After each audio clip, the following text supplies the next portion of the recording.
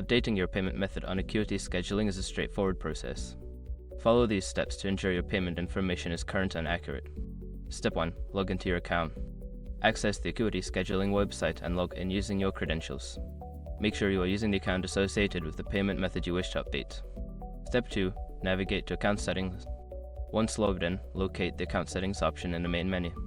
This is usually found in the upper right corner of the dashboard. Step 3. Select payment information. In the account settings menu, find and click on the payment information or billing section. This will take you to the area where you can manage your payment methods. Step 4. Update your payment method. Before filing a refund or dispute, use the sroc.com link in the description to open the refund dispute deadline calculator and confirm your deadline. Step 5. Save changes.